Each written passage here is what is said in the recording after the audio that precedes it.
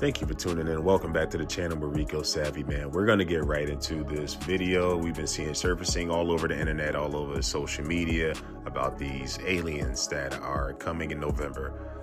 Now, this rumor and this phenomena has been going on for a very long time, since the 70s with Ronald Reagan. And we already know black people, we wasn't rocking with Ronald Reagan, but it seems like he was trying to, implement laws that was influenced by what he saw, right? And so according to the researchers and former scientists of NASA, former astronauts and scientists, researchers, these people have said the same thing. Not everybody ain't lying. Now we're going to get into a few clips and some pictures of these cigar-shaped ships that are coming off for Saturn. All right. Now, people are pilots of these spaceships, have been known to be black. OK. Former NASA, plenty of employees have come out and admitted this, that they witnessed spacecraft being piloted by extraterrestrials, which look like African American, as you can see at the pictures on top. Now, they obviously have some technology that we don't have. Now, we're still finding out more details and information on it. There seems to be a left fireball at the corner there that is actually cultivating these rings. And as you can see, the streamers, the exhaust, the light source, and the body. Now, this is another spacecraft shaped like a cigar that was supposedly over a mile long. We're gonna get into some clips. This is another spacecraft apparently, exiting the rings. And so this is real images, y'all. These are real pictures. We're gonna get into Dr. Wesley Muhammad, what he had to say about these accounts. Y'all listen to this. Out there, and then we can go out after it in a minute. Mm-hmm. Specifically in what we're gonna document. Both the green reptilians and the grays, they are specifically fabricated as white supremacy tropes. Mm-hmm. The reptilian myth is a deliberate character to not just disguise the black pilots, but to demonize them. There's a specific reason why they are green reptilians. Right. The other side of that coin is the grays are specifically white folks attempt to take credit for the technology. The gray alien is nothing but a futuristic, evolved super white man. That's how that image originated. Wow. And the green alien originated as a demonizing of black people. And so these two tropes, the reptilian, the green alien, is the demonization of the authentic black pilots of these craft. And the gray aliens is white folks usurping the role of the black gods who are actually responsible. Well, Doc. See, the whole point of the need to terraform Mars in order to make it acceptable as a human colony makes the point. No one has presented any evidence of any grade of Earth's atmosphere being terraformed. Now, yet, the hypothetical, but we're not talking hypotheticals. I'm speaking about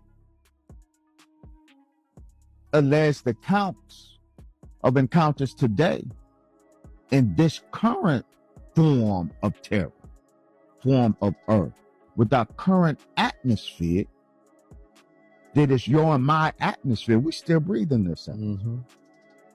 We are still dependent on the terraform of Earth right now. So we know this planet has not been terraformed to accommodate extraterrestrials. But yet, the not hypothetical account but alleged real accounts of extraterrestrials comfortably existing in Earth's atmosphere like you and I are. And even so ridiculous as to say the Roswell Gray, oh yeah, he favors strawberry ice cream. See, they trolling. They are trolling Yeah. the ufologists. You see, let me see how stupid you really are. I'm gonna put it out there and see how many of y'all bite. So while theoretically Earth can be terraformed to accommodate other life, but we know Earth has not been terraformed to accommodate extraterrestrial life any more than Mars has yet been terraformed to accommodate Earth life. And the most honorable Elijah Muhammad said, see, the supremacy of the technology of these craft that are flying in Earth's atmosphere is born from a civilization that is higher than the civilizations of the other planets. They cannot produce this. We produce this. The Martians don't have the technology to produce this. They aren't traveling here. Now, the Honorable Elijah Muhammad said that the mothership is so technologically supreme, it can go anywhere in the universe. It can hide behind stars. It can go to any planet. It could stay on Mars if it wanted to. Why? Oh, for a time.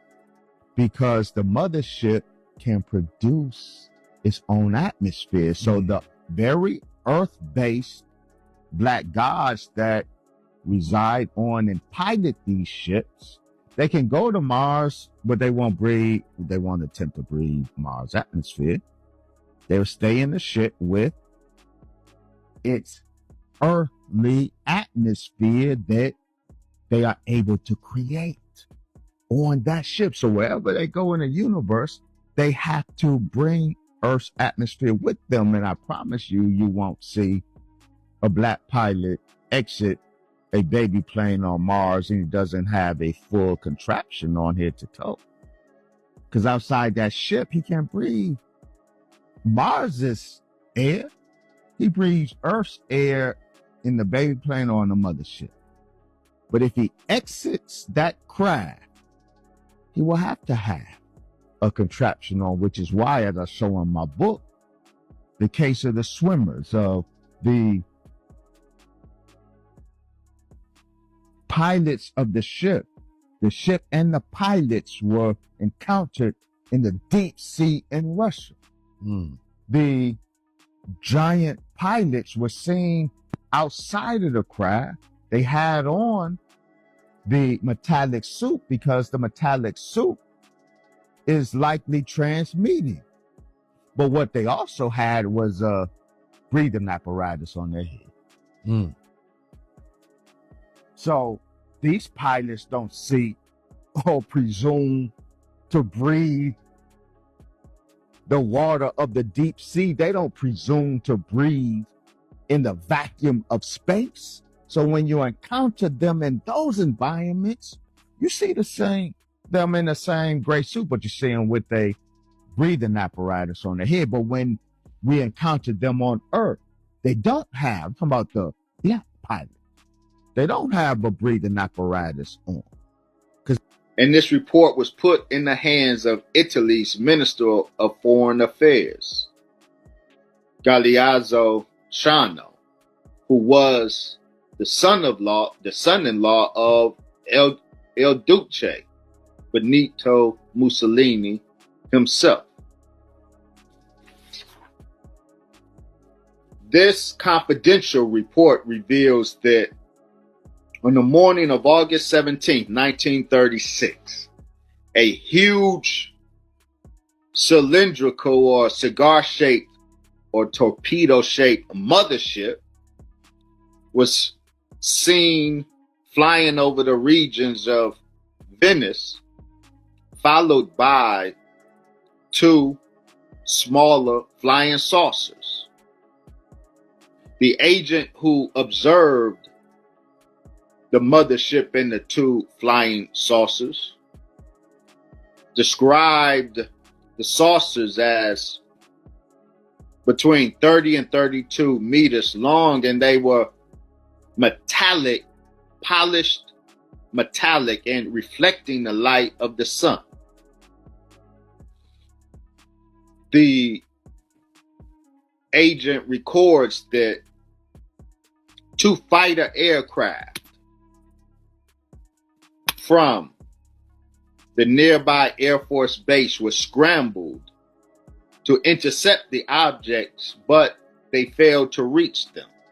In the sketch, the size difference between the Air Force fighter and the mother craft is nicely illustrated. So this is a 1936 official report to the government of a Air Force encounter with a mother craft and the smaller flying saucers or baby planes. See, you want it to be, now that you're forced to admit that the technology is real, you want to believe that the intelligence behind this technology is some green reptilian or some gray EBE, but no, they're simply black Asiatics. They ain't alien. They are Asiatic, meaning black.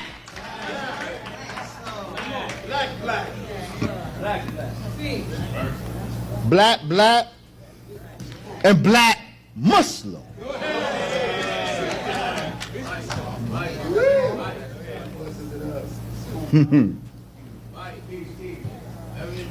And be clear, when I say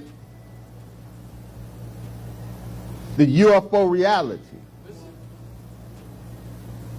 is real only in the context of Islam, I'm talking about the Nation of Islam.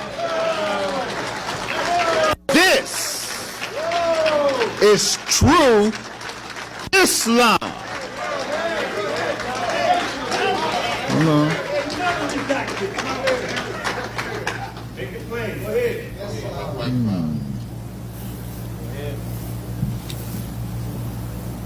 They aren't just black. Pilots violating American military airspace with impunity. They ain't just black, they are black Muslims.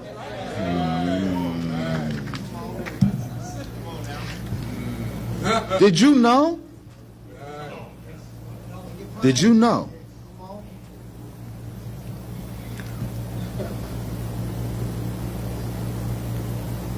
That when Apollo 11,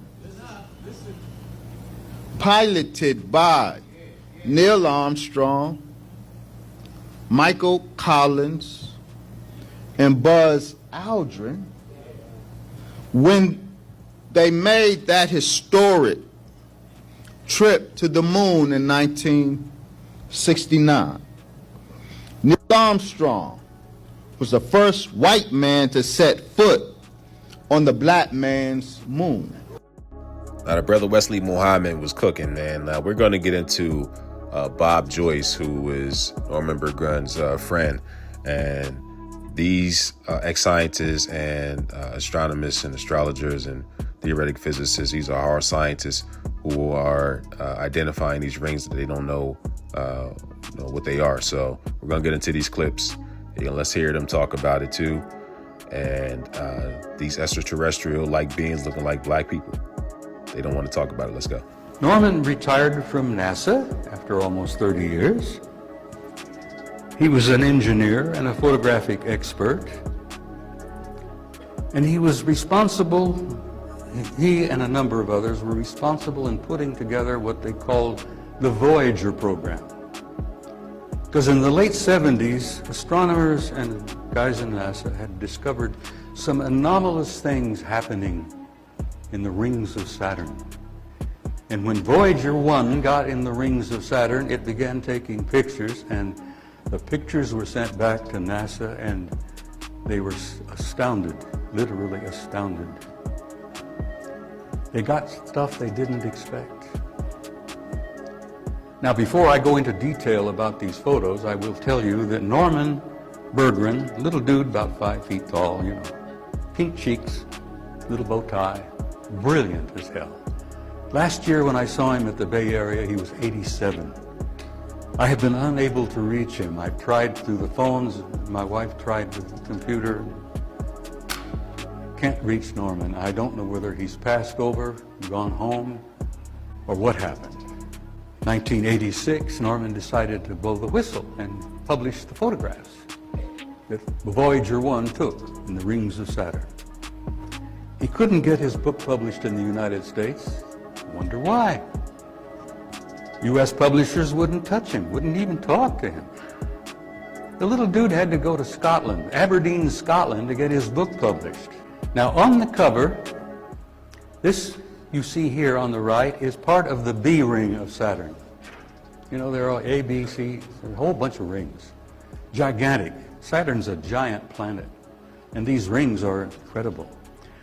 This thing here, self-luminous, obviously artificial construction, obviously under intelligent control, because it moves around in the rings of Saturn, and they don't know what the hell it is, but it's larger than our moon.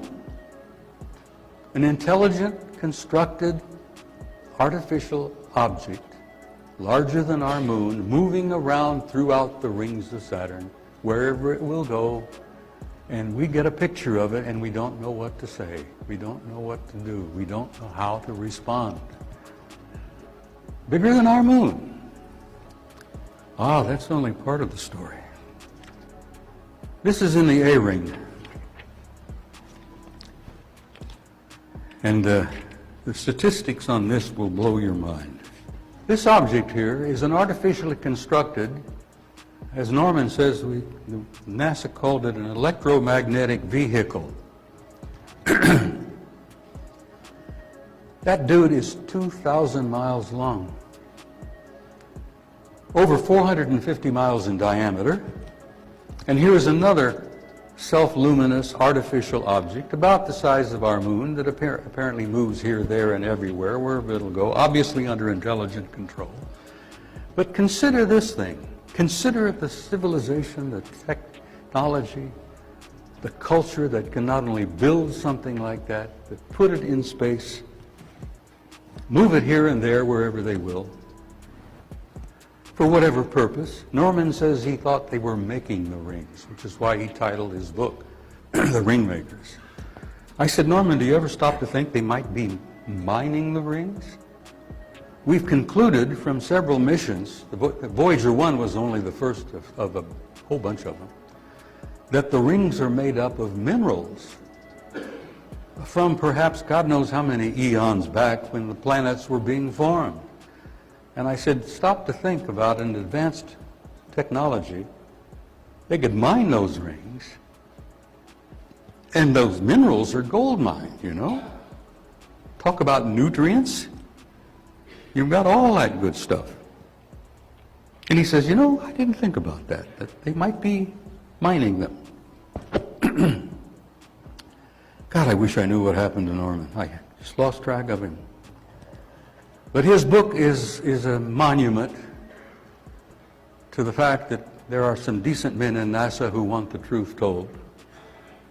Now, I want to ask, show of hands, how many of you are overwhelmed and shocked at these facts about those objects out there?